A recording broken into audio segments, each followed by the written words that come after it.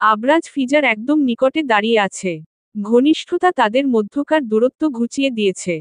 শাড়ির আঁচলে মেয়েটা কাঁধে তুলে নেয়। আয়নায় সুদর্শন পুরুষকে এক পলক দেখে নিল। কালো শার্টের হাতা ফোল্ড করে রাখা। গলায় তখনও টাই ঝুলছে। ইন করে রাখা শার্টটা এলোমেলো হয়েছে কোমরের দিকে। সম্পূর্ণ খোলার অপেক্ষা মাত্র।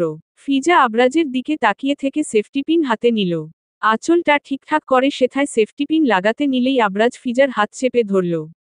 শীতল স্পর্শে একটু কাঁপন ছড়িয়ে পড়ে রমণীর সর্বাঙ্গে। আবরাজ মুখে কিছু বলা না। কিছু সময় আয়নায় বউয়ের দিকে দৃষ্টি স্থির রেখে সময় নিয়ে স্লো ভয়েসে বলল, লাগিও না, এটা খোলার মতো ধৈর্য আমি পাই না। সুগন্ধি ফুল। ফিজা আবরাজের থেকে হাতটা আচমকাই টান মেরে ছাড়িয়ে নিল। সেফটি পিন আবার আগের স্থানে রেখে শাড়ির স্ট্যান্ডটার দিকে তাকিয়ে বলল, আপনার শাড়ি ভালো লাগে? তোমার লাগে? আপনার লাগে না? শাড়ি তোমার ভালো লাগে, আর আমার তোমাকে। আবরাজ ওর উদ্রে আলতো করে হাত ছুঁয়ে দেয়। শাড়ি ভেদ করে মেয়েটার উজ্জ্বল কোমরটা কি আকর্ষণীয় লাগছে। আবরাজ তার ব্যাখ্যা এই মুহূর্তে করতে পারছে না কিংবা করতে চাইছে না। একই তো, সোজাসুজি বললেই হলো। শাড়িটার রং প্যাস্টেল পিঙ্ক, যার মধ্যে হালকা সোনালি বা শিমারিং গ্লো আছে। বোর্ডার ও ডিজাইনে সোনালি কাজ রয়েছে, যা দরুন শাড়িটার আরও এলিগ্যান্ট দেখাচ্ছে। নাকি এই রমণীর গায়ে গিয়ে শাড়িটা আরও চমৎকার সুন্দর হয়ে উঠেছে। চেহারা ও সাজসজ্জার সঙ্গে একদম মানানসই হয়েছে ফিজার। নরম, রোমান্টিক ধরনের একটা লুক মেয়েটার আবরাজকে খুব করে আকর্ষণ করছে। আবরাজকে এমন অপলক তাকিয়ে থাকতে দেখে ফিজা ঠোঁট বাঁকিয়ে হাসল। এরপর নিজে থেকে আবরাজের এক হাত নিজের কোমরে টেনে নিল রাখল। চোখ দিয়ে যেন ইশারা করল কিছু। আবরাজ মেয়েটার কোমরে দুই হাত রাখা মাত্র ফিজা কোমর মৃদু দুলিয়ে পা সামনে বাড়াল। আবরাজ পেছনের দিকে যেতে লাগল। মেয়েটা তখন ও দোলে চলছে। দুলতে দুলতে এক সময় মাস্টার বেডরুমটার মাঝে চলে এলো। আবরাজ নিজের বা হাতের আঙুলের ফাঁকে ফিজার আঙুলের ভাঁজে চেপে ধরল। রুমে ডিম লাইট জ্বলছে। লাইটের আলোয় ফিজার শাড়িটা চকচক করছে, যার ফলে মেয়েটার মুখও জ্বলজ্বল করে। আবরাজ বিছানার দিকে যেতে চৈতন্য ফিরে পেল ফিজা। আবরাজ ওকে তুলতুলে নরম গতিতে ধাক্কা দিয়ে ফেলতে সে আবরাজের টাইটা টেনে নিল, যার ফলে আবরাজ ব্যালেন্স ঠিক রাখতে পারে না। আবরাজ দুই হাতে ফিজার দুই পাশে রেখে হাতের ওপর ভর রেখে ফিজার ওপর ঝুঁকে রইল। চোখগুলো ফিজার চোখে স্থির দৃষ্টিতে চেয়ে। নিষ্প্রভ এই দৃষ্টিতে ফিজা বেশি সময় তাকিয়ে থাকার মতো সাহস করতে পারল না। দৃষ্টি নুইয়ে মুখ অন্য পাশ করে নিতে আবরাজ নিজের মুখ এগিয়ে ফিজার কানের কাছে নিল। ঠোঁট উষ্ণ নিঃশ্বাস কানে ঘাড়ে আছড়ে পড়তে ফিজার শরীর জুড়ে শিহরণ বয়ে গেল। অস্থিরতা বেড়ে গেল। হৃৎপিণ্ডের অতিমাত্রায় ধুকপুক ধুকপুক শব্দ সে বিরক্ত হয়ে চোখ বন্ধ করে নিল। আবরাজ তৎক্ষণাৎ ফিসফিস স্বরে বলে উঠল, ইউ আর ভেরি চার্মিং সুগন্ধি ফুল। এই জন্যই তো বারবার কাছে আসেন। No way, you are totally wrong. তাহলে কেন আসেন? আবরাজ এই প্রশ্নের জবাব দিল না। নিজের কাজে মগ্ন হয়ে পড়ল। অতিরিক্ত উন্মাদনায় ফিজা শুধু অনুভব করে গেল। আবরাজ খানের এক অদ্ভুত শীতল স্পর্শ তাকে কাবু করে নেয়। ভালোবাসার চাদরে যেন জড়িয়ে সে অনুভব করে। তবে মুখে কেন তা প্রকাশ করতে নারাজ এই পুরুষ। রাতের গভীরতা বাড়তেই থাকে। সেই সাথে গভীর হয় আবরাজের এক একটা স্পর্শ। যখন সে নিজের কার্যসিদ্ধি হাসিল করে বউকে বুকে চেপে ধরে শুয়ে পড়ে, তখন তার রাশভারী কণ্ঠস্বর হিমবাহের ন্যায় শীতল হয়ে আসে। বউয়ের দেহখানা নিজের সঙ্গে সযত্নে আগলে নিয়ে ললাটে আদরে স্পর্শ দিয়ে বলে, ইউ নো হোয়াট, তোমার মধ্যে আমার সুখশান্তি বাসা বেঁধেছে। ব্যস্ততায় ভরা এই জীবনে তোমার কাছে এসে আমার সকল গ্লানি, ক্লান্ত ঘুচে যায় সুগন্ধি ফুল। ফিজা চুপ করে শুনে। তার প্রচুর ঘুম পাচ্ছে। সে ঠোঁটের কোনায় হাসি ঝুলিয়ে তন্দ্রা মজে গেল। আবরাজ রক্ত শ্বাস ফেলল বউয়ের কোনো সাড়াশব্দ না পেয়ে। এরপর হাতের বাঁধন দৃঢ় গভীর করে নিজেও চোখ বন্ধ করে নিল। Dash dash dash dash dash dash. ফিজাদের বাড়ির উঠোন বেশ জায়গা জুড়ে। সেখানেই বরের বাড়ি থেকে আসা অতিথিদের জন্য ডেকোরেশন করা হয়েছে। ব্যাকড্রপে ব্যবহৃত হয়েছে সাদা কাপড় ড্রেপিং স্টাইল, যা ভাঁজ করে আর্টিস্টিক ভাবে সাজানো। সাদা ড্রেপের মাঝে মাঝে লাল গোলাপ ফুল জুড়ে দেওয়া হয়েছে। পেছনের ব্যাকড্রপে ঝুলছে ওয়াল মাউন্টেড ক্যান্ডেল স্টাইল লাইট। সোনালি রঙের এবং উজ্জ্বল আলো দিচ্ছে। ব্যাকড্রপের উপরের অংশে রয়েছে ঘনভাবে সাজানো সাদা কৃত্রিম ফুলের গার্ল্যান্ড। তিনটি সিটিং চেয়ার, মাঝখানে একটি বড় সোফা যেখানে বসে আছে মেহরিন আব্রাহাম। পাশে দুটি আরামদায়ক হাতল চেয়ার, যেগুলোর মধ্যে বসে অনেকে বরবউয়ের সাথে নিজেদের ক্যামেরা বন্দি করছেন প্রতিচ্ছবি। পুরো পরিবেশকে উজ্জ্বল ও রাজকীয় করে তুলেছে। স্টেজের সামনের অংশে এবং পাশের টেবিল স্ট্যান্ডের ওপর রাখা হয়েছে সাদা ও লাল ফুলের কৃত্রিম গুচ্ছ, যার ফলস্বরূপ ডেকোরেশন আরও প্রাণবন্ত, নজরকাড়া লাগছে। স্টেজের নিচে দুই কোণায় রাখা হয়েছে সবুজ গাছপাতাসহ ফুলের অ্যারেঞ্জমেন্ট।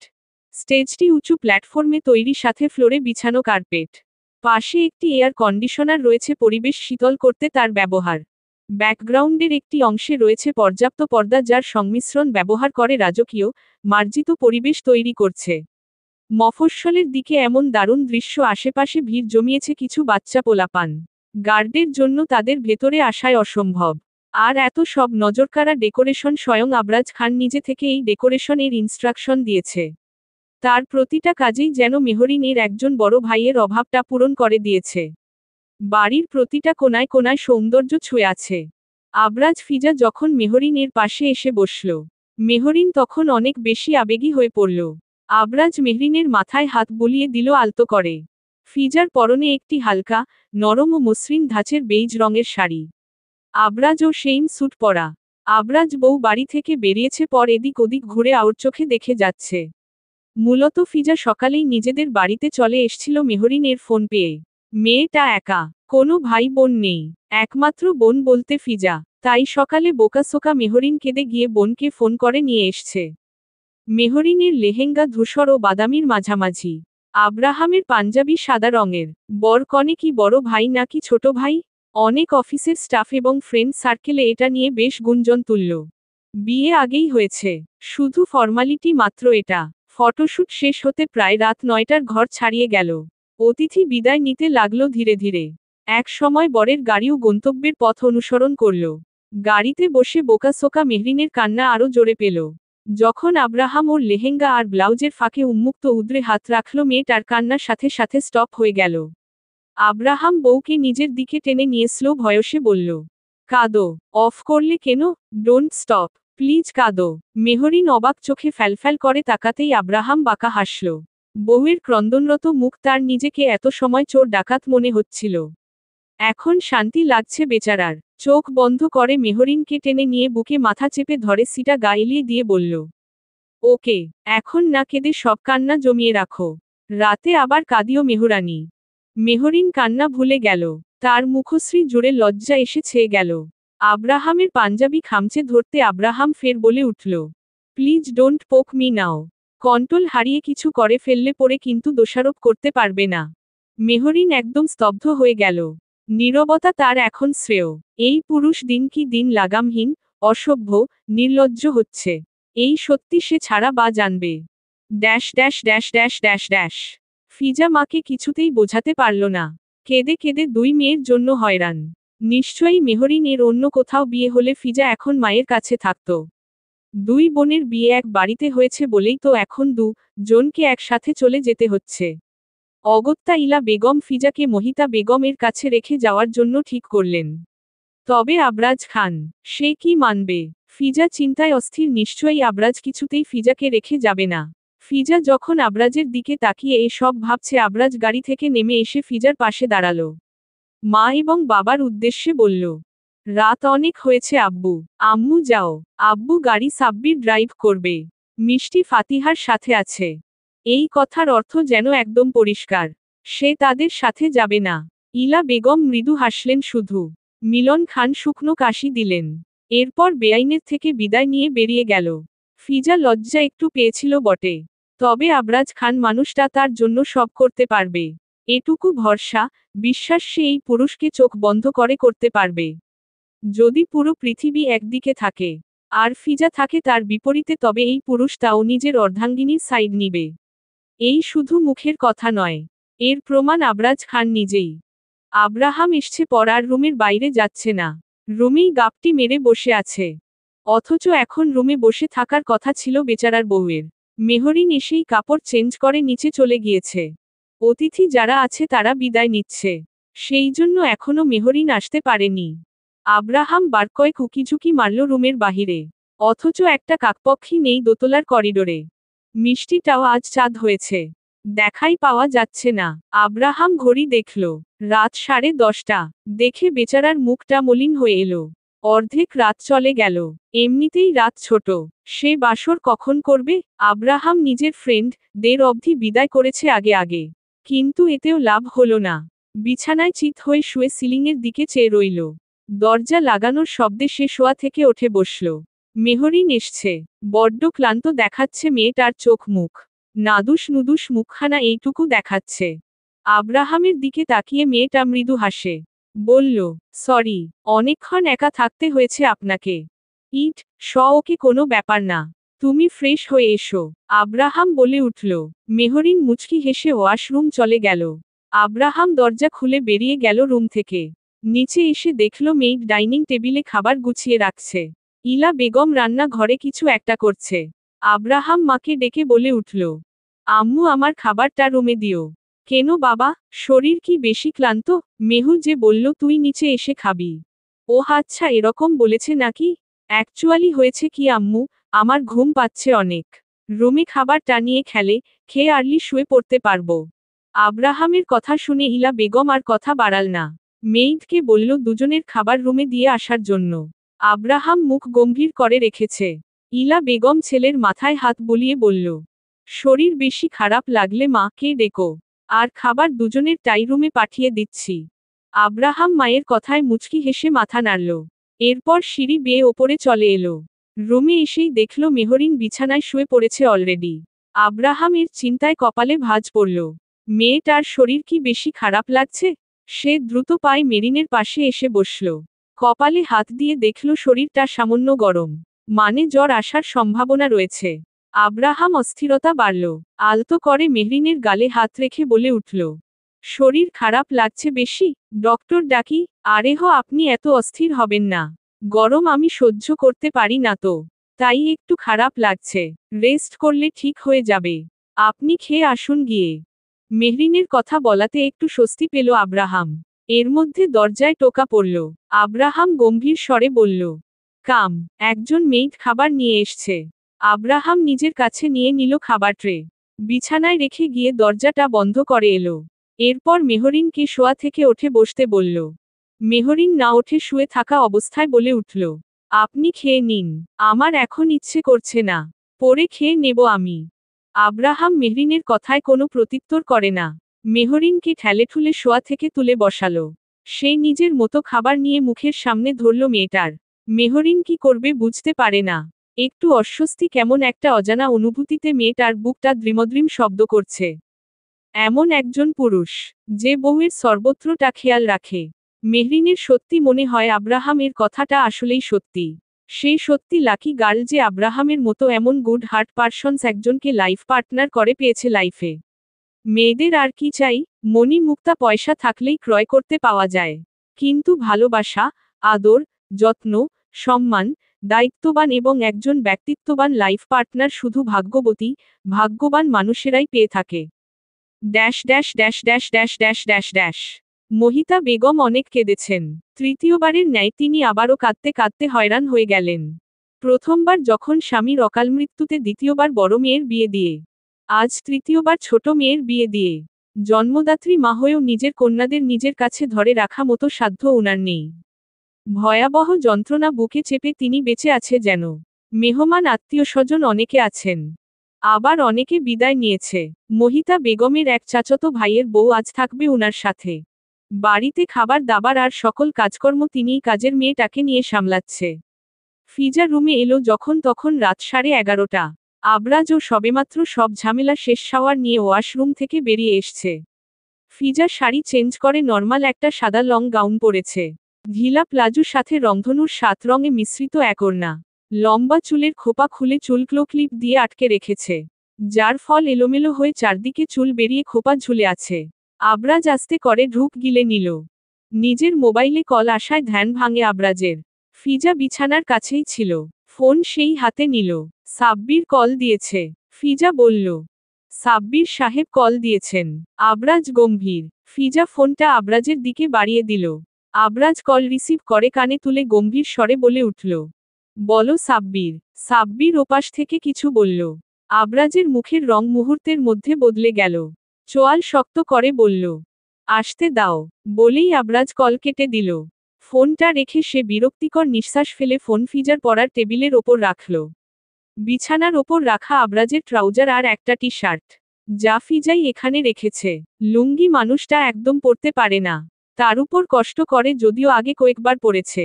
এরপরই ফিজা সেদিন নিজের সাথে করে আবরাজের কিছু কাপড় ব্যাগে করে নিয়ে এসছে। ভাগ্য ভালো এনেছিল, যদি না আনতো তাহলে আজ আবার মহা মুশকিল হতো। ফিজা আবরাজের ড্রেসগুলো দিয়ে রুম থেকে বেরিয়ে গেল। আবরাজ ড্রেস চেঞ্জ করে বউয়ের অপেক্ষায় বসে থাকতে পারল না। ফিজা রান্না ঘরে চুলাতে কিছু একটা করছে। আবরাজ না দেখেও বুঝে ফেলল বউ তার কফি বানাচ্ছে। ফিজা একটা কফি বানিয়ে নিয়ে দরজার দিকে তাকিয়ে দেখল আবরাজ দাঁড়িয়ে আছে। ফিজা মৃদু হাসল, হেসে বলল, একটু অপেক্ষা করা যায়নি, চলে আসতে হলো। আবরাজ এখানেও মৌনতা পালন করল। ফিজা আবরাজের হাতে কফিটা দিয়ে লাইট অফ করল রান্নাঘরের। এরপর সোফার রুমে এসে ডিম লাইট অন করে রুমে এলো। আবরাজ কফি নিয়ে সোফায় বসল। সারাদিনের ব্যস্ততা এটা এখন খুব দরকার ছিল। ফিজা আবরাজের পাশে ফ্লোরে বসে গেল। আবরাজের হাঁটুতে মাথাটা রেখে গা এলিয়ে দিল। আবরাজ ওর মাথায় হাত রাখল। কফি ফিজার সামনে ধরে বলে উঠল, টেস্ট ইট। কোনো ভালো হয়নি? তুমি নিজে ট্রাই করো। ফিজা আবরাজের থেকে মগ নিল। একবার চুমুক দিয়ে দেখল স্বাদ ঠিকই আছে, তাই ভ্রু জোড়া কুঁচকে নিল সে। আবরাজ গম্ভীর। ফিজার হাত থেকে মগটা নিয়ে নিল। এরপর ফিজা যেখানে ঠোঁট ছুঁয়ে কফি খেয়েছে আবরাজও সেখানে মগে ঠোঁট বসিয়ে চুমুক দিল। ফিজা হতভম্ব। আবরাজ কফি খাওয়া শেষ হতেই বিছানায় বসে বউকে বুকের মধ্যে জড়িয়ে ধরল। শরীর ক্লান্ত, ফিজা তারপরও আবরাজের বুকে আকিবুকির করে। আবরাজ ফিজার হাতটা নিজের হাতের মুঠোয় নিয়ে বলল, আমি শুরু করলে কিন্তু তখন ব্যাড বয় বলতে পারবা না। আপনি অসভ্য, বাজে পুরুষ, এটা বলতে হয় না। ফিজা কথাটা বলতে দেরি হলেও আবরাজের হাত বউয়ের চোয়াল চেপে ধরতে খুব বেশি দেরি করল না। আবরাজ মুখটা এগিয়ে নিয়ে ফিজার ঠোঁটের কোণে আলতো করে ঠোঁট ছুঁয়ে দিল। বলল, রেস্ট করো, আর জ্বালিও না। ফিজা সোনার মতো মেয়ে, সে আবরাজের বুকে থুতনি ঠেকিয়ে তর্জনী আঙুল দিয়ে পুরুষটার অ্যাডামস অ্যাপেলে স্পর্শ করল। আবরাজ ঢুক গিলে ফিজার আঙুলটা চেপে ধরে নিল। আঙুলের দাঁত দিয়ে আলতো করে কামড়ে দিল। ফিজা ব্যথাতুর শব্দ করে আঙুল ছাড়িয়ে নিয়ে বলল, আপনার শুধু কামড়াকামড়ি, এটা ছাড়া আর পারেন কি আপনি? আবরাজ ফিজার নিজের হাত এবার বউয়ের বাঁকানো কটিদেশ রাখল। আচানক হেঁচকা টানে আরো ঘনিষ্ঠ করল নিজের সঙ্গে। ঘোরলাগা হিমশীতল স্বরে ফিসফিস করে বলল, আমি কি পারি আর না পারি এটা তুমি খুব ভালো করে জানো, সুগন্ধি ফুল। ফিজা লজ্জায় শরীরে রক্তকণিকায় অসহ্য শিহরণ, মেয়েটা মুখ দিয়ে আর কোনো শব্দ আওড়াতে পারে না। আবরাজ শুধু বাঁকা হাসল। বউকে জব্দ করতে তার খুব বেশি কিছু লাগে না। আবরাজ উঠুন। আবরাজ। আবরাজ ফিজার হাত টেনে বুকে আগলে ধরে আরো ঘুমোঘুম স্বরে বলে, কি উঠুন, সাব্বির সাহেব কল করে যাচ্ছে সেই কখন থেকে। আবরাজ এবার চোখ মেলে চাইল। খুব দ্রুত শোয়া থেকে উঠে বসল। ফিজার ডান হাতে রয়েছে ফোন। আবরাজ বলল, রেডি হয়ে নাও সুগন্ধি ফুল, আমরা বেরিয়ে পড়ব এখন। আবরাজ গায়ে শার্ট জড়িয়ে ওয়াশরুম চলে গেল। ফিজা রুম থেকে বেরিয়ে রান্না ঘরে এলো। মহিতা বেগম নাস্তা বানাচ্ছে। ফিজা মা কে উদ্দেশ্য করে বলল, আম্মু উনি রেডি হতে বলেছেন। আমার হাতের কাজ শেষ, তুই গিয়ে বস, আমি নাস্তা নিয়ে আসছি। ফিজা দেখল কাজের মেয়েটা নাস্তা নিয়ে যাচ্ছে। সে রান্না ঘর ফাঁকা পেতে বলল, আম্মু তুমি আমাদের সাথে চলো না। এ হয় না রে মা। মহিতা বেগম মৃদু হেসে বলল। মহিতা বেগমের কথায় খুব ভালো করে বোঝা যাচ্ছে তিনি যাবে না। ফিজা তাও জোরাজুরি করল, কিন্তু তবুও মহিতা বেগম রাজি হল না। অগত্যা নাস্তা শেষ, ফিজা আবরাজ রওনা দিল খান বাড়ির উদ্দেশ্যে। Dash dash dash dash dash dash. Abraj Fiza Khan বাড়িতে এসে পৌঁছালো সকাল তখন 9:30টা। বাড়িতে তেমন কেউ থাকার কথা নয়। তবুও ফিজা সদর দরজায় দাঁড়িয়ে কোনো পুরুষের কণ্ঠে শুনে অনুমান করল কেউ একজন আছে। তারা বাড়ির ভেতর এসে দেখল লিভিং রুমে মিস্টার জি, সাথে ইলা বেগম, আব্রাহাম, মিষ্টি, মেহরিন। ওদের দেখে মিস্টার জি এগিয়ে এলো। হেই ইয়াং ম্যান। আবরাজের মুখ গম্ভীর। মিস্টার জি হাত বাড়িয়ে রেখেছেন। আবরাজ নিজের হাত প্যান্টের পকেটে গোজে রেখেছে। মিস্টার জি নিজের দুই হাত একসাথে কচলাতে কচলাতে হেসে হেসে বলল, নেভার মাইন্ড। তোমার ওয়াইফ কোথায়? মেয়েটার সাথে আমার এখনো ভালো করে কথা হয়নি। দেখি দেখি। বলতে বলতে ফিজার কাছে এগিয়ে এলো। ফিজা মুখের ভাবভঙ্গি স্বাভাবিক। সে মৃদু হাসল। মিস্টার জি বেশ মধুর কথা জানেন। ফিজাকে তিনি একটা রিং দিল। মেহরিনকেও দিল। ফিজার হাতে তিনি নিজেই রিংটা পরিয়ে দিলেন। ডায়মন্ডের রিংটা চকচক করছে ফিজার হাতে। ইলা বেগমের মুখে হাসি। মিস্টার জি মুখে হাসি ঝুলিয়ে ফিসফিস করে বলে উঠল, তারপর কি ডিসিশন নিলে? Nothing, even after knowing everything?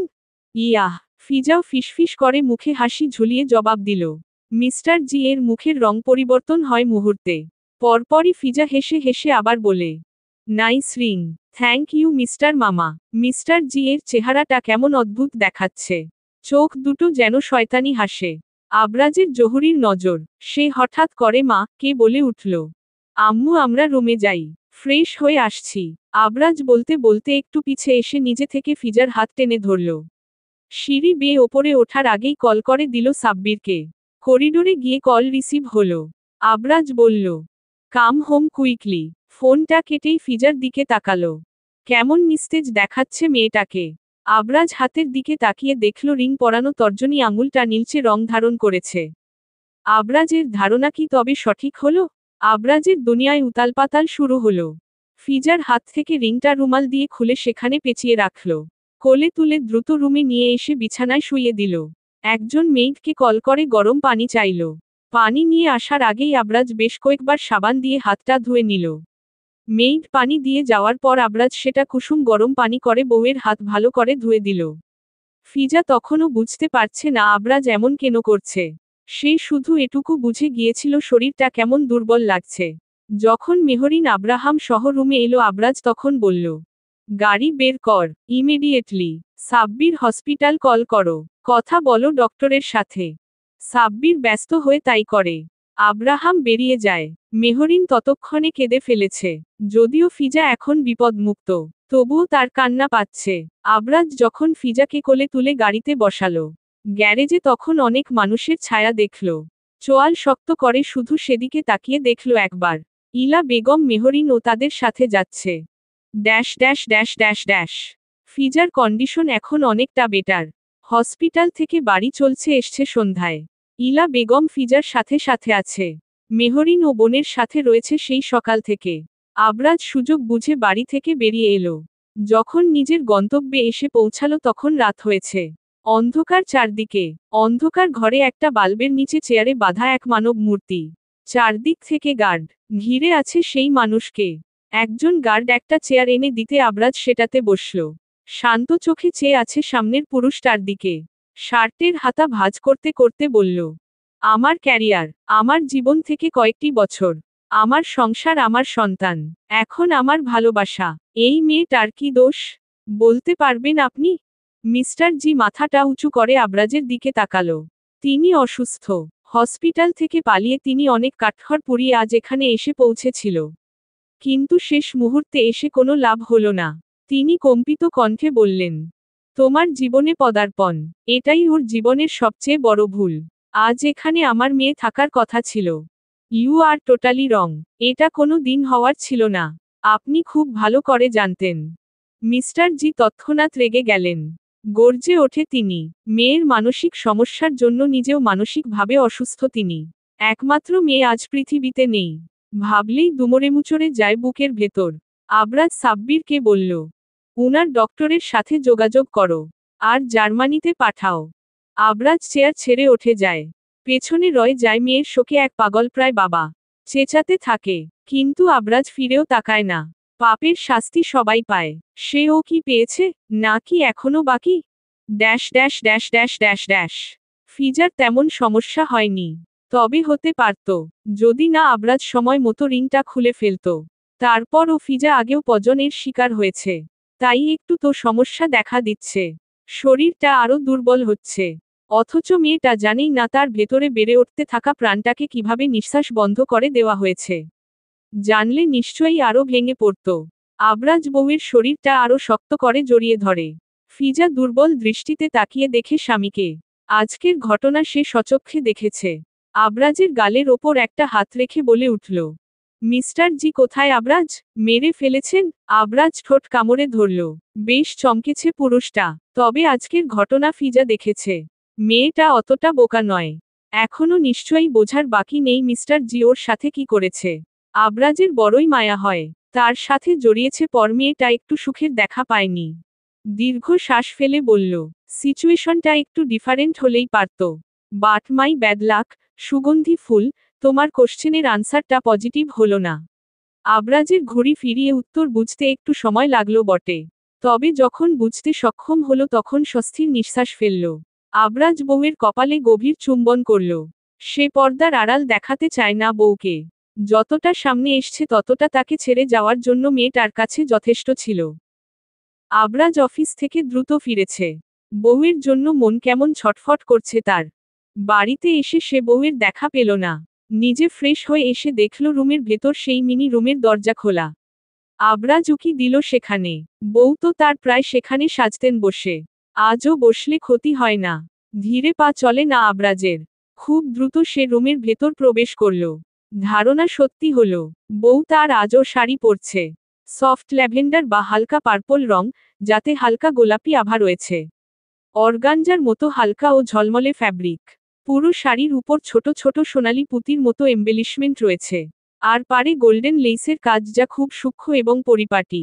গলায় একটি পাতলা সোনালি চেইন টাইপ নেকলেস, যার মধ্যে ছোট ছোট স্টোন বা মুক্তার মতো কাজ রয়েছে, যেটা ঘাড়ে একদম ফিট করে বসে। গলার সৌন্দর্য এই নেকলেস আরও কয়েক গুণ বাড়িয়েছে যেন। কানের দুলগুলো বড় সোনালি ঝুমকা। নিচে দুলতে থাকা ডিজাইন যা ট্র্যাডিশনাল লুকে চমৎকার মানিয়ে গেছে আবরাজ খানের সুগন্ধি ফুলকে। হাতে একটা সোনালি চুড়ি এবং একটি ঘন ডিজাইনের ব্রেসলেট পরা আছে। আবরাজের নিকট এই সব ভালো ঠেকে না। বউয়ের ন্যাচারাল লুক তাকে বেশি আকর্ষিত করে। আবরাজ চঞ্চল পায় যখন বউয়ের পেছনে দাঁড়িয়ে কাঁধে হাত রাখল। ফিজা মিষ্টি করে হাসল। আজ তাড়াতাড়ি এসেছেন? আমি তো ভাবলাম আরও লেট হবে। কি হয়েছে সুইটহার্ট? কি হবে? কিছু হওয়ার কথা ছিল, মেয়ে না ছেলে? ফিজা ঠোঁট চেপে হেসে বলে উঠল। আবরাজ ওর কথা অগ্রাহ্য করে জিজ্ঞেস করল, শরীর ভালো? কেন? আমি তো ভালো। আবরাজ বউয়ের মাথার ঠিক মধ্যিখানে ঠোঁট ছুঁয়ে দিল। বলল, তোমার ওই রূপের সুগন্ধিতে আমি বারবার মাতাল হই সুগন্ধি ফুল। ঘোরলাগা দৃষ্টি ফিজা উপেক্ষা করতে পারে না। আবরাজ যখন ওকে পাজাকোলে তুলে রুমে ফিরে এলো মেয়েটা তখন ওর গলায় জড়িয়ে বুকে মাথা ঠেকিয়ে বলে উঠল, আবরাজ, ত্রিনা মিস্টার জি এর বেঁচে থাকার একমাত্র সম্বল ছিল। ফিজাকে আবরাজ বিছানায় রেখে ভ্রু কুঁচকে চাইল। সেদিন মিস্টার জি এর সাথে যে ফিসফিস করে কথা বলছিল সব শুনেছে সে। তাই তেমন কোনো রিয়াকশন হলো না তার। আর নাই বউয়ের কথা বুঝতে অসুবিধা হলো। বউয়ের ফোনের সাথে নিজের ফোনের কানেকশন আছে যার সবকিছুতে নিজের দখলদারি বিধায় সে এটাও জানে মিস্টার জি ফিজাকে সবকিছু জানিয়েছে। আবরাজ ঠোঁট গোল করে নিঃশ্বাস ছাড়ল। বলল, ডু ইউ নো আবরাজ খানকে যা দেওয়া হয়, তা সে কড়ায় গণ্ডায় ফেরত দেয়। আবরাজ, আপনার এসব কথার মানে বুঝতে পারি না আমি। বুঝতে হবে না, নাও আই নিড সামথিং। ফিজা গোপনে দীর্ঘ শ্বাস ফেলল। এই মানুষটাকে সে বুঝতে পারে না, নাকি সে বেশি বুঝতে গিয়ে জটিল করে ফেলেছে এই পুরুষকে। যা করা একদম উচিত হয়নি। Dash dash dash dash dash dash. Abraham মেহরিনের দিন কেটে যাচ্ছে। ভোলাভালা স্বভাবের মেহরিন নিজের স্বামী সংসারের অতল গভীরে তলিয়ে গেছে।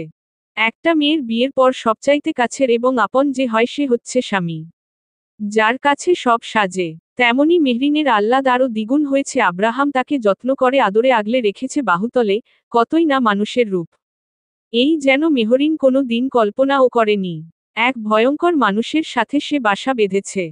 আব্রাহাম আজ অফিস থেকে ফিরে ঘর অন্ধকার দেখে অনেকটা অবাক হলো। মেহরিন কখনোই এমন করে না। কিছু হলো কি? আব্রাহামের বুকের ভেতর একটু ভয়ের আশঙ্কা বৃদ্ধি পেল। গলা থেকে টাই আলগা করে সে বেডের পাশে এসে লাইট অন করল। রুম জুড়ে কোথাও দেখা নেই বউয়ের। কোথায় গেল মেয়েটা? আব্রাহাম নিজের ছোট ব্যালকনিতে দেখল, সেখানে নেই। রুমে ফিরে আচমকাই শুনতে পেল হেঁচকির শব্দ। যেন খুব করে কেঁদেছে সে। গুনগুন কান্না আর হেঁচকি শোনার জন্য গভীর মনোযোগের প্রয়োজন, যা আব্রাহাম এত সময় দেয়নি।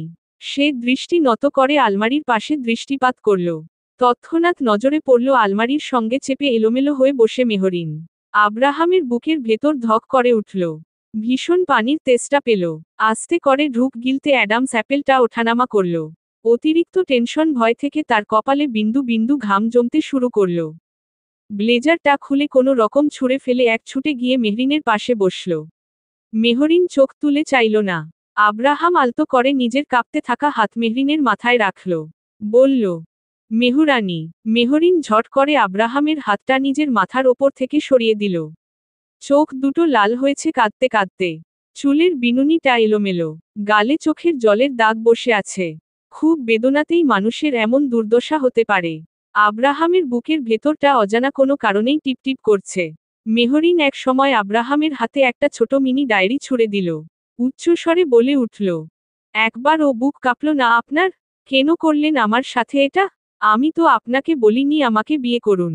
তাহলে কেন করলেন আমার সাথে এমনটা? কেন ঠকালেন আমায়? কি দোষ আমার? আপনাকে বিশ্বাস করে ভালোবাসা? আব্রাহাম প্লিজ প্লিজ, একবার বলুন না আপনি আমাকে ভালোবাসেন।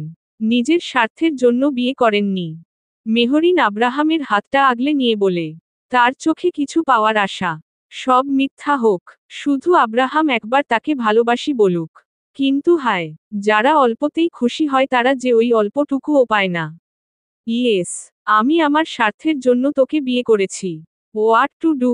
ছেড়ে যাবি আমাকে? Try it. জাস্ট খুন করে ফেলবো, তবুও ছাড়বো না। টুটি চেপে মেহরিনের দিকে ঝুঁকে গিয়ে আব্রাহাম হিসহিসিয়ে বলে উঠল। মেহরিনের স্বভাবগত কারণে আর কথা বলার মতো শব্দ সে একসঙ্গে জুড়তে পারল না। চোখ দুটো ভীষণ অসহায় দেখালো। অভিযোগ সেখানে প্রচুর, কিন্তু আব্রাহাম কি সে সব দেখবে? দেখার মতো ধৈর্য কিংবা পরিস্থিতি এই পুরুষের এখন নেই। তোর কাঁদার অনেক শখ তাই না? চল আমি তোকে কাঁদিয়ে দিচ্ছি। তোকে কষ্ট করতে হবে না। আজ সারারাত কাঁদবি তুই। আমি দেখতে চাই তুই কত কাঁদতে পারিস। মেয়েটার চোখের জল তার সহ্য হয় না। অথচ এখন তার রাগে একে হিতাহিতজ্ঞানটুকু যেন বিলীন হয়েছে।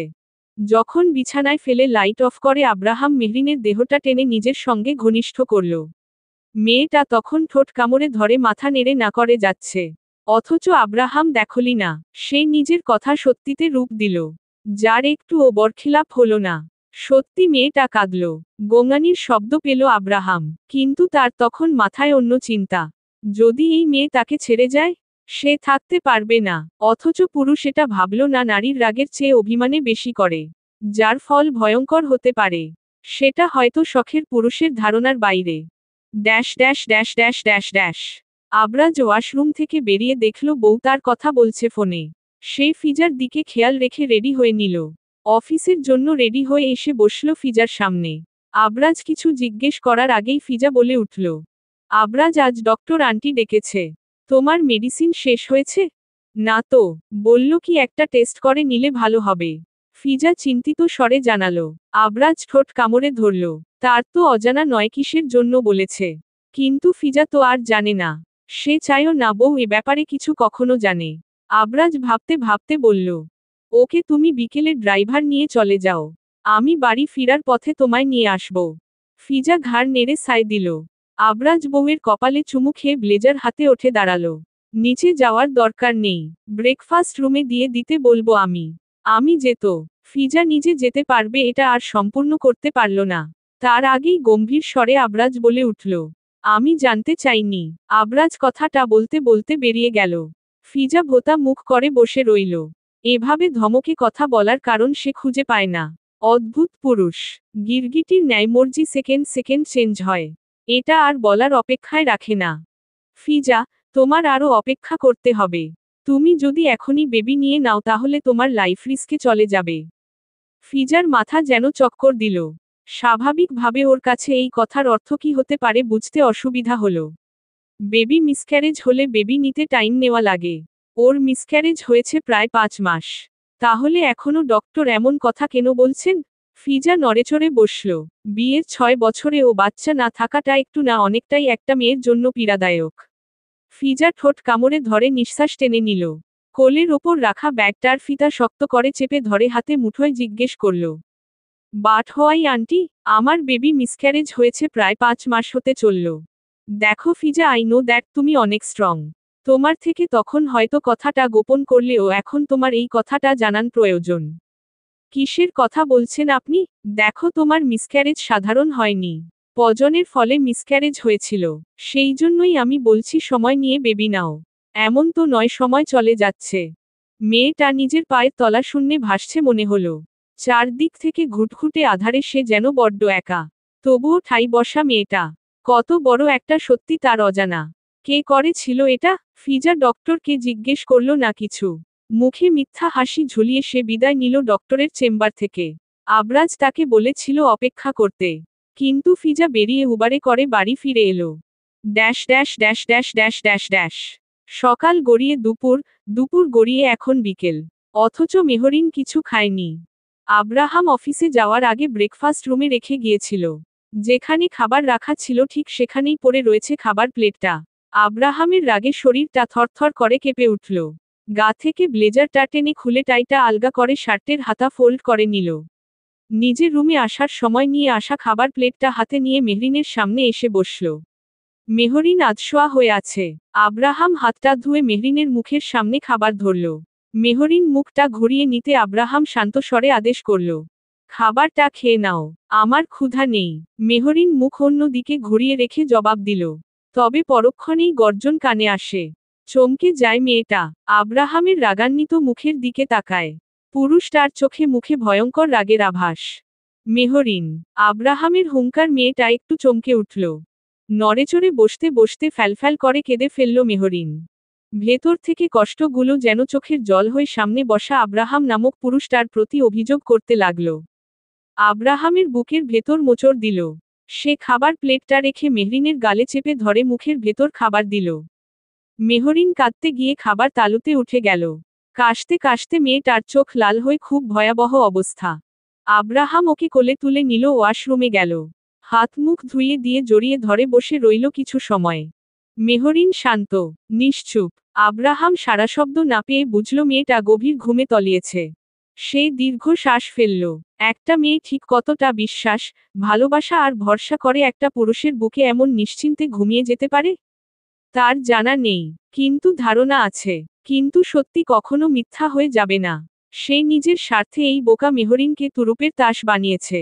কিন্তু মেয়েটা তাকে অন্ধের মতো বিশ্বাস করে, ভালোবাসার ওপর ভরসা করে বিয়েতে রাজি হয়েছিল। যার মূল্য সে একটা দিয়েছে অবশ্য, স্বার্থপরের মতো ব্যবহার করে গেছে। এখন কি হবে? মেহরিন বিশ্বাস করবে তাকে? আগের পরিকল্পনা যেমন মিথ্যা নয় ঠিক তেমন মিথ্যা নয় এই মেয়েটাকে সে ভালো না বাসলেও ওকে ছাড়া সে একটা সেকেন্ডও কল্পনা করতে পারে না। তোমাকে আমার করে রাখতে যতটা খারাপ হতে হয় আমি হব। কিন্তু তবুও তোমাকে ছাড়ছি না আমি Mehrani. Dash dash dash dash dash dash dash. Fiza চুপটি করে বসে ব্যালকনিতে। আবরাজ ওয়াশরুম থেকে বেরিয়ে সোজা বউয়ের কাছে গেল। অফিসের সব কাজটাজ ফেলে সে ডক্টরের চেম্বারে গিয়েছিল ফিজাকে নিতে। অথচ মেয়েটা সেখানে নেই। অদ্ভুত কাণ্ড। সে হন্যে হয়ে খুঁজতে লাগালো সর্বদিক। পরে মায়ের সাথে কথা বলে জানতে পারল ফিজা আরও 2 ঘন্টা আগে ফিরেছে বাড়িতে। এরপর আর রুম থেকে বেরোয়নি। আবরাজ তখন একদম শান্ত। বাড়িতে ফিরে সে আগে শাওয়ার নিল। এরপর বউয়ের কাছে এলো। ফিজা তখনও নীরবতা পালন করছে। আবরাজ ওর মুখটা নিজের 2 হাতের আঁচল নিয়ে বলল, আমি সকালে বলেছিলাম কিছু। ফিজার তীক্ষ্ণ দৃষ্টি। আবরাজ ভ্রু কুঁচকে নিল। আচমকাই আবরাজ ধাক্কার তাল সামলাতে না পেরে দূরে ছিটকে গিয়ে পড়ল। আর একটু হলেই সে দেয়ালে লেগে হাতে ব্যথা পাচ্ছিল। ফিজা আবরাজের দিকে ধারালো দৃষ্টিতে তাকিয়ে আছে তখনও। আবরাজ অবাক হয়ে শুধালো, আর ইউ ক্রেজি? কি করছো? মাথা ঠিক আছে তো? আমার বাচ্চাকে মেরেছে? কেন মেরেছেন ওকে? আবরাজ কোনো দিনই নিজের সাফাই সে দেয়নি। ফিজার দিকে তাকিয়ে সে হিমশীতল গভীর মনোযোগ দিয়ে সে মেয়েটার আপাদমস্তক দৃষ্টি বুলিয়ে বলে উঠল, সুগন্ধি ফুল। আহ্লাদি এই স্বর ফিজা ঠোঁট কামড়ে ধরল। আবরাজ জানে বউকে সে শক্ত কথা দিয়ে নয়, ভালোবেসে নিজের আয়ত্তে নিতে হবে। 2 কদম এগিয়ে আবরাজ যখন সামনে এগিয়ে এলো তৎক্ষণাৎ বউ তার পাখির ন্যায় উড়ে এসে যেন আছড়ে পড়ল বক্ষদেশ। আবরাজ শক্ত করে জড়িয়ে ধরল।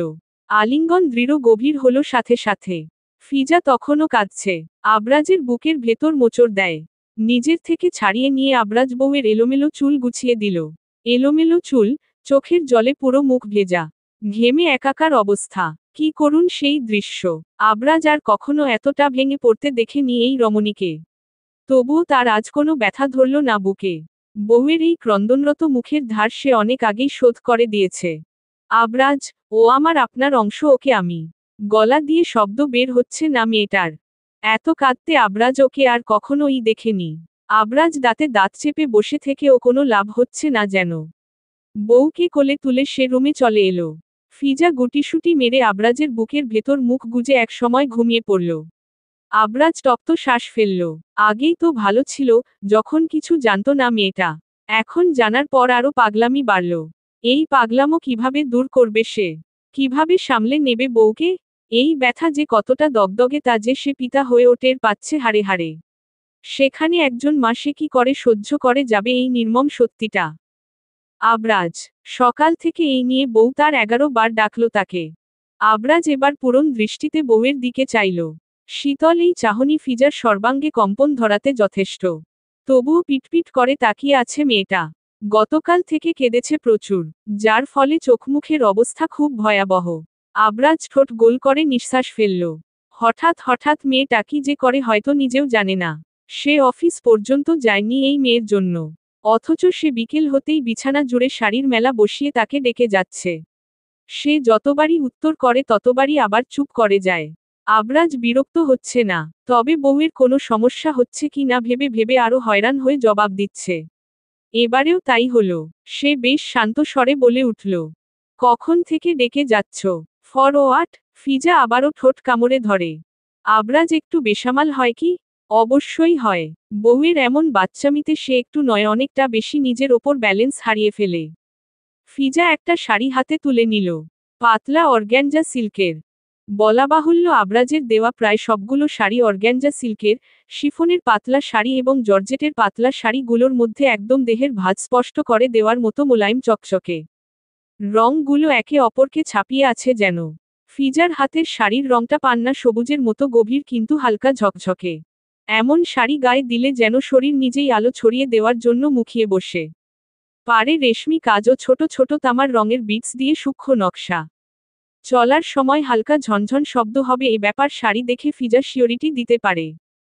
তাই এটা সে পরবে না বলেই ঠিক করল। এখন এই শাড়ি আবরাজ দেখলে নিশ্চয়ই তাকে এটা পরতে বাধ্য করবে। ফিজা তাই দ্রুত হাতে সেটা আরেকটা শাড়ির নিচে ফেলে দিল। তবে ফিজার কপাল কি আর এত ভালো? প্রবাদ আছে না, যেখানে বাঘের ভয় সেখানেই সন্ধে হয়, ঠিক যেন ফিজার এই মুহূর্তে প্রবাদটার সাথে নিজের পরিস্থিতির মিল খুঁজে পেল। আবরাজ ঠিক ওর সামনে এসে দাঁড়ালো। লাল টকটকে শাড়িটার নিচ থেকে সেই সবুজ শাড়িটা খুঁজে হাতে নিল। ফিজার দিকে শাড়িটা এগিয়ে দিয়ে বলে উঠল, টেক দিস। এটা নাও। মানে এটা পরে নাও। এটাই কি বলতে চাইছে এই পুরুষ? কিন্তু এটা যে ফর্সা শরীরে বেশ চকচকে দেখাবে, মেয়েলি ভাঁজ প্রতিটি দৃষ্টিগোচর হবে। এর আগে যা শাড়ি পরেছে প্রায়শই শাড়ি সব শরীরের রঙের সঙ্গে মিশে যেত। কিন্তু সবুজ আর ফর্সা শরীরে শাড়ি বেশ চোখে লাগবে। ফিজা তবুও শাড়িটা হাতে নিল। আবরাজ ঠোঁট কামড়ে ধরে বলে উঠল, নাও, can I have a kiss? Fiza প্রথমে বুঝতে পারেনি। সে তখনও শাড়ি নিয়ে ঘোরে আছে। তাই আবরাজের দিকে না তাকিয়ে বলে উঠল, ইয়াহ, শিওর, হোয়াই ন। যখন মনে হলো কি নিয়ে কথা হচ্ছে, কি প্রসঙ্গে এমন কথা হলো, তখনই মেয়েটার মুখ ফ্যালফ্যাল হয়ে এলো। আবরাজ বাঁকা হাসল। বউয়ের বোকামি সে বহুদিন পর দেখল। কবে যে দেখেছিল ঠিক মনে নেই। তবে এমন ভুল মাঝেমধ্যে হলে মন্দ হয় না। নিজের অধরে বউয়ের অধর চেপে ধরে গভীর এক অধর চুম্বনে লিপ্ত হল আবরাজ। ফিজার দম আটকে আসে। যখনই আবরাজ নামক পুরুষের এই শুষ্ক ঠোঁটের স্পর্শ তার নাজুক নরম ঠোঁট স্পর্শ করে তখনই তাকে ক্ষত বিক্ষত করতে ভুলে না। আবরাজ সময় নিল। নিজ থেকে ছাড়ার অভ্যাস এই পুরুষের ডিকশনারিতে বোধ হয় নেই। না কর্ম ছাড়ল, না নিজের বউকে, আর নাই নিজের শত্রুদের।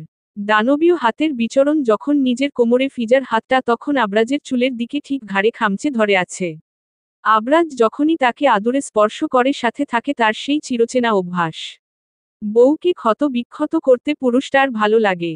এবারও ব্যতিক্রম হলো না। শেষ মুহূর্তে এসে শব্দ করে চুমু খেয়ে তবেই ছাড়ল।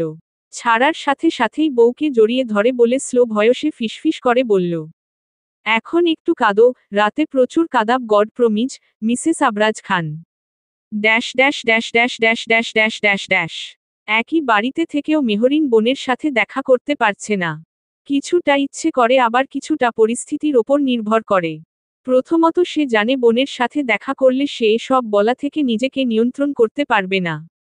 দ্বিতীয়ত বোনের জীবনে কি দুঃখ কম আছে? উহু, দীর্ঘ 4 বছর স্বামী তাকে ফেলে দূরে ছিল। এরপর যখন এলো তখন একটু সুখের আশা কি দেখা দিয়েছিল, সেটাও এখন অমাবস্যার চাঁদ। বিয়ের 5.5 বছরে এসে মাতৃত্ব স্বাদ পেতেই যাচ্ছিল, সেটাও মরীচিকা মাত্র হয়ে ধরা দিল। যার কোনো ভিত্তি নেই। মেহরিন এত কিছু ভেবেছে কখনো? উহু, বোনের একতরফ কষ্ট সে বা কেউ উপলব্ধি করেনি। এখন সে কি একটু অনুমান করতে পারছে বোন তার ঠিক কতটা কষ্ট ছিল? সেও নিশ্চয়ই এই কষ্ট কখনোই বুঝতে পারত না, যদি না তারও এমন পরিস্থিতির সম্মুখীন হতে হতো। গভীর চিন্তাভাবনা কিংবা নেগেটিভ পজিটিভ দিক কোনোটাই মেহরিন করে না। সর্বক্ষণ চুপচাপ আর নিজের মতো থাকতে স্বাচ্ছন্দ্যবোধ করে। অথচ তার জীবনে জড়িয়ে যাওয়া বিশেষ মানুষটা তাকে কত কিছু চিনতে সাহায্য করেছে। এটাও দুঃস্বপ্ন। মেহরিন ফ্লোরে বসে আছে। এলোমেলো পোশাক আশাক বিধ্বস্ত, বিবরণ, মলিন হয়ে থাকা চেহারা। চোখ ফুলে আছে। নাদুস মুখ। নিশ্চয়ই বাজে লাগে? একদম নয়।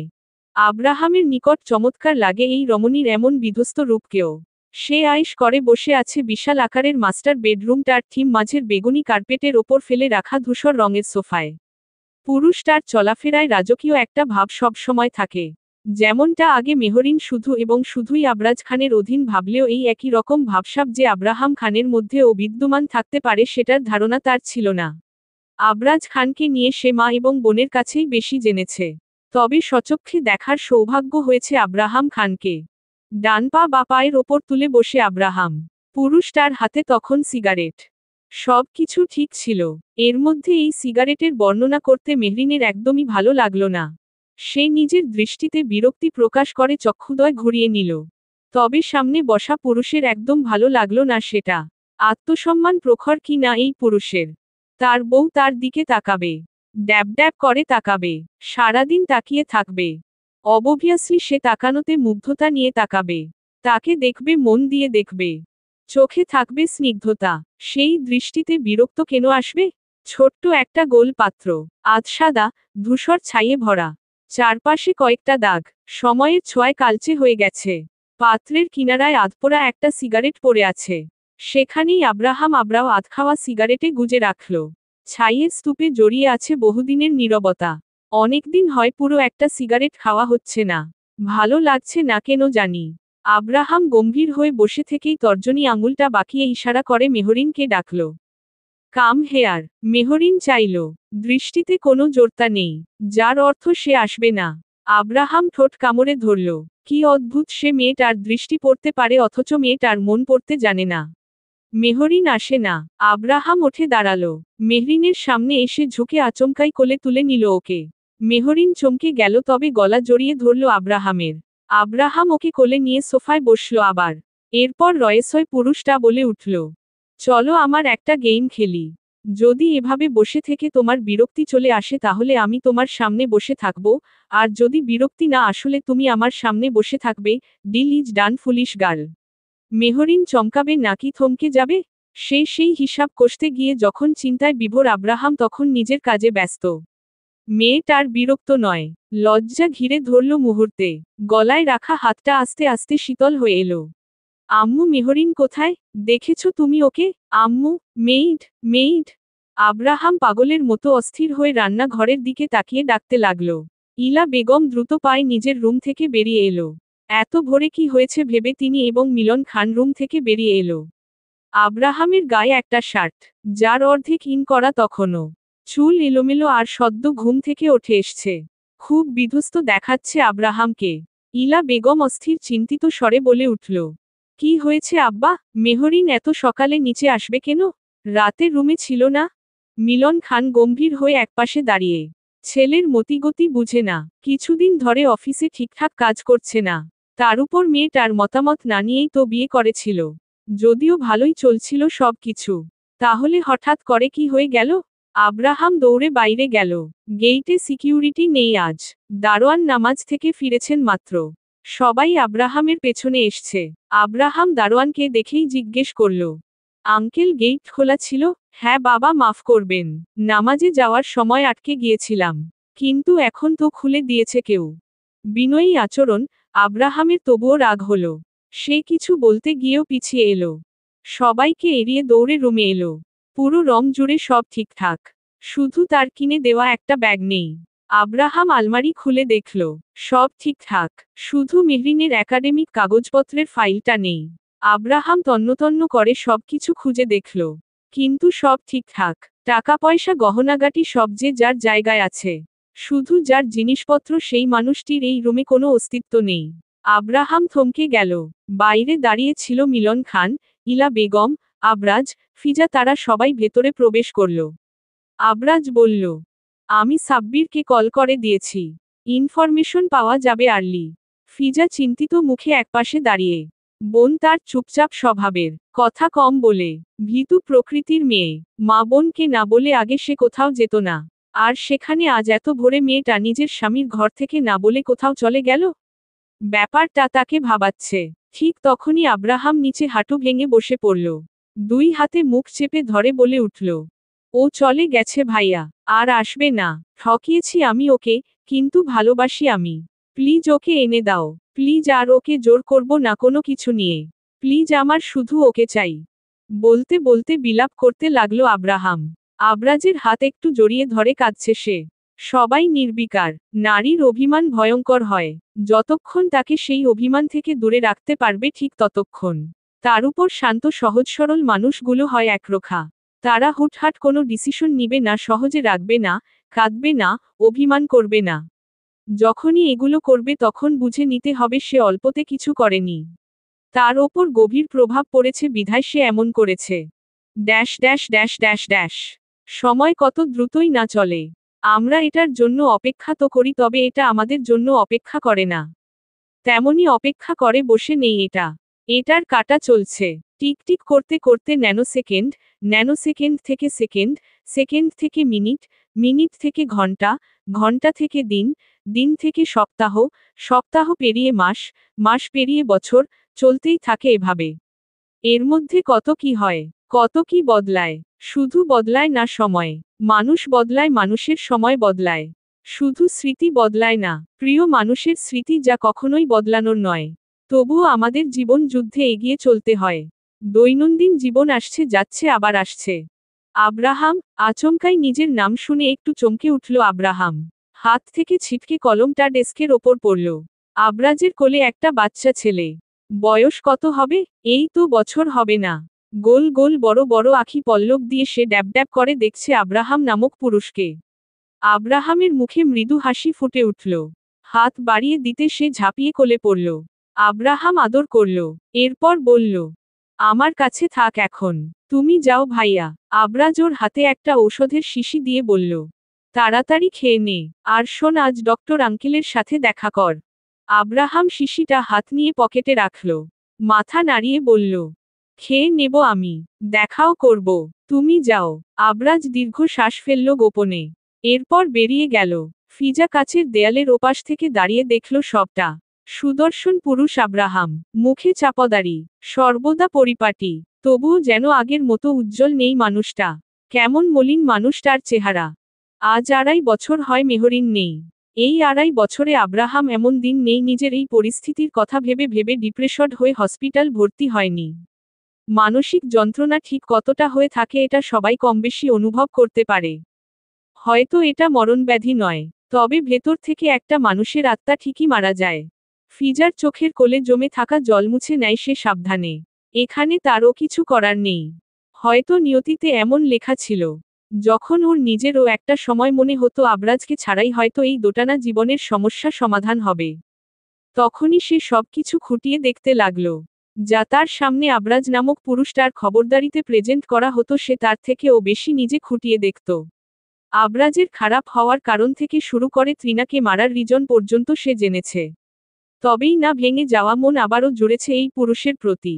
কিন্তু মেহরিন, মেয়েটা যে বড্ড বোকা। ও যে আব্রাহামের স্বার্থপরতা ছাপিয়ে ভালোবাসাটা দেখতে পায়নি, একটু খুঁটিয়ে দেখার চেষ্টা করেনি। এতে কি হলো? সবটাই ধূলিসাৎ ধ্বংসস্তূপে পরিণত হয়েছে। আব্রাহাম ছেলে বাবুটাকে নিজের সর্বোচ্চটা দিয়ে আদর করে যাচ্ছে। কেননা এই বাচ্চাটার চেহারা ঠিক মেহরিনের মতো। নাদুস নুদুস মুখখানা আব্রাহামকে বারবার নিজের প্রিয়তমা অর্ধাঙ্গিনীর স্মরণ করিয়ে দেয়। সে উপলব্ধি করে তার মেহরিন তার সাথেই আছে। আদৌ আছে তো সে, কোথাও, কিন্তু কোথায়? বেঁচে আছে, কে জানে। আব্রাহাম বাচ্চাটাকে জড়িয়ে ধরে বিড়বিড় করে বলে তুমি এই দুনিয়ায় আমার না হও, পরকালে তুমি আমার হবেই। Dash dash dash dash dash dash dash. আমি যেতে পারবো তো ভাইয়া? প্লিজ ভাবি তোমরা বাড়ি যাও। আবরাজ ফিজা কেউ কথা শুনে না। ফিজা ফারাজকে নিয়ে আবরাজ পেছনের সিটে বসে গেল। আব্রাহাম শেষমেশ না পেরে গাড়ি স্টার্ট করল। হসপিটালের সামনে গাড়ি রেখে ওরা ডক্টর চেম্বারে গেল। ডক্টর চেম্বারে আছেন, রোগী দেখছেন।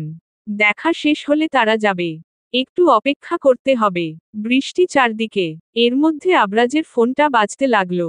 আবরাজ ফোন রিসিভ করে কানে তুলে কিছু সময় চুপ থেকে বলে উঠল, ইডিয়েট, ননসেন্স। আমরা হসপিটাল আছি, তুমি আগে জানাওনি কেন আমাকে? Just shut up. ধমকে ধমকে আবরাজ কল কেটে দিল। এরপর আব্রাহামকে উদ্দেশ্য করে বলল, ফোন কই তোর? আব্রাহাম প্রথম দিকে ভাইয়ের কথায় কি উত্তর দিবে বুঝতে পারে না। বলল, ওই ফারাজকে দিয়েছিলাম, হয়তো কেবিনে। গাধা। এরপর একজন নার্সকে ডাকল। ফিজা কিছু বুঝতে পারছে না। আবরাজ নার্সকে একটা কেবিন নম্বর জিজ্ঞেস করে সবাইকে নিয়ে সেদিকে গেল। একটা কেবিনের সামনে দাঁড়িয়ে আছে মহিতা বেগম সাব্বির। আর একটা ডক্টরের সাথে কথা বলছে একটা মেয়ে। পেছনে থেকে দেখে আব্রাহামের বুকের ভেতর মোচড় দিয়ে উঠল। বুকের বা পাশে তীব্র ব্যথায়, মাথায় অসহ্য যন্ত্রণায় আব্রাহাম দুই হাতে মাথা চেপে ধরে নিচে বসে পড়ল। ফিজা আবরাজ জনেই হতভম্ব। সাব্বির দৌড়ে আসে। ডক্টর ডাকতে থাকে আবরাজ। স্ট্রেচার নিয়ে আসে ওয়ার্ড বয়। এরপর কেবিনে নেওয়া হয়। কেবিনে নেওয়ার আগে আব্রাহাম ঝাপসা, খুব পরিচিত, প্রিয় কাঙ্ক্ষিত সেই রমণীকে দেখতে পেল। নিজের ভ্রম নাকি বাস্তব ঠিকঠাক ঠাহর করতে পারল না। Dash dash dash dash dash dash dash. একটা 2 বছরের বাচ্চা, মুখে অক্সিজেন মাস্ক, বেডে চোখ বন্ধ করে শুয়ে আছে সে। তাকে ঘিরে দাঁড়িয়ে সবাই। মিলন খান, ইলা বেগম, মহিতা বেগম, ফিজা আবরাজ, সাথে মেহরিন। সে এক দৃষ্টিতে তাকিয়ে বেডে শুয়ে থাকা বাচ্চাটার দিকে। ফিজার রাগ হচ্ছে বোনের ওপর। তবে শ্বশুর শাশুড়ি আছে বিধায় সে চুপ করে দাঁড়িয়ে আছে। আব্রাহামকে নিয়ে এর মধ্যে সাব্বির কেবিনে এলো। ইনজেকশন দিয়ে তবেই আব্রাহামকে সুস্থ করা হয়েছে। মেহরিন এবার বলল, ওর নাম আরহা খান।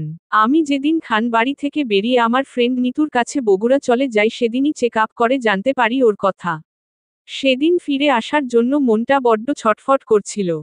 তাহলে কেন আসনি? জানো কত খুঁজেছি তোমায়? মহিতা বেগম ধমক দিয়ে বলল। মেহরিন আজ কাঁদছে না, কথাও বলছে একদম স্পষ্ট। আব্রাহাম এক পাশে মূর্তির ন্যায় দাঁড়িয়ে। মেহরিন একবার চাইল সেদিকে, পরপরই আবার বলে উঠল, যেখানে ভালোবাসা নেই সেখানে দায়িত্ব চাপিয়ে দেওয়া যায় আম্মু? যদি এমন হতো তাহলে তুমি কেন আমাদের ছেড়ে চলে যাওনি? শুধু দায়িত্বের জন্য, নাকি ভালোবাসা ছিল বলে? ভালোবেসে ভালোবাসায় থেকে গিয়েছ। আমি কেন থাকতাম? শুধু অন্যের স্বার্থ পূরণে? জানো আম্মু, আমি না অনেক বোকা। তোমাদের ভালোবাসায় আমি বোকাই রয়ে গেলাম। পরিবেশটা কেমন স্তব্ধ হয়ে গেল। মেহরিন কোনো দিন এমন করে কথা বলেনি।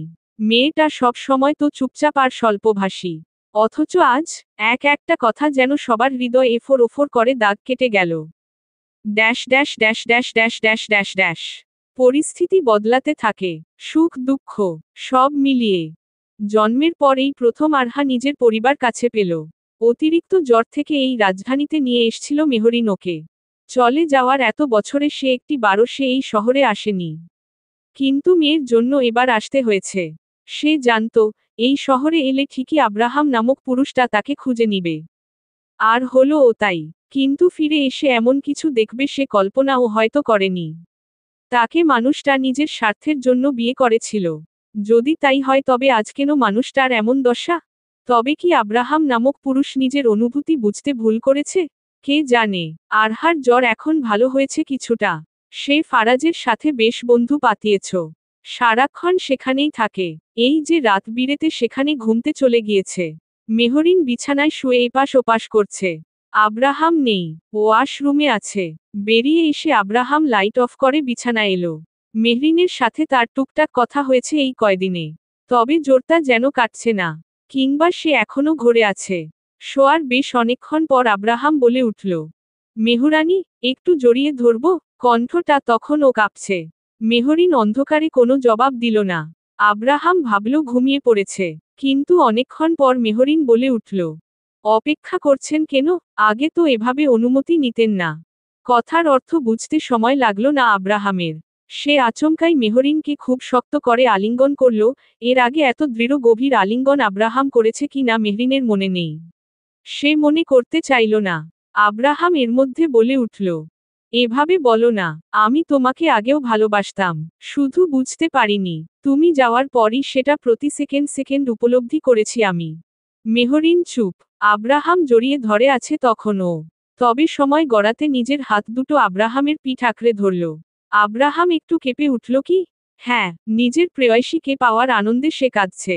মেহরিনের ঠিক সেই মুহূর্তে মনে হলো সে সত্যি ভাগ্যবতী। আব্রাহাম সেদিন মিথ্যা কথা বলেনি। একজন পুরুষের চোখে জলতা ও নিজের স্ত্রীকে হারানোর ভয়। চমৎকার সেই অনুভূতি। Absolutely, she is a really lucky girl. Dash dash dash dash dash dash. Faraz আর হাদু জনেই ঘুমিয়েছে। ওদের একপাশে ফিজা ঘুমিয়ে, আবরাজ বসে বসে দেখছে ওদের। দৃষ্টিতে তার প্রশান্তি। এই মেয়েটাকে সে কত অবহেলায় না করে ফেলে গিয়েছিল। সে কখনোই কল্পনা করেনি তার জীবনের সবচেয়ে অবহেলিত মানুষটা সবচেয়ে গুরুত্বপূর্ণ মানুষ হয়ে উঠব। এটা যেমন অকল্পনীয় তেমন চমৎকার। জীবনে সবরকম পরিস্থিতি আসা প্রয়োজন।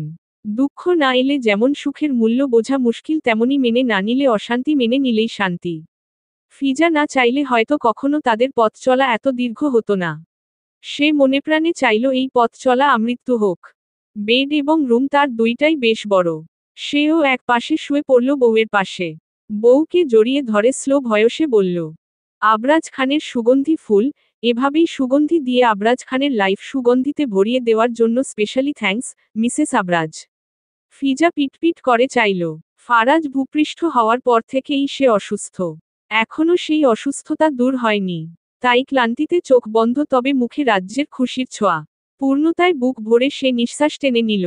সেই সঙ্গে নাসারন্ধ্র পৌঁছালো পুরুষালী মিষ্টি এক গন্ধ। যেই সুগন্ধি পেয়ে সে চোখ বন্ধ রেখেও বলে দিতে পারে নিজের শখের এই পুরুষের উপস্থিতি। সমাপ্ত।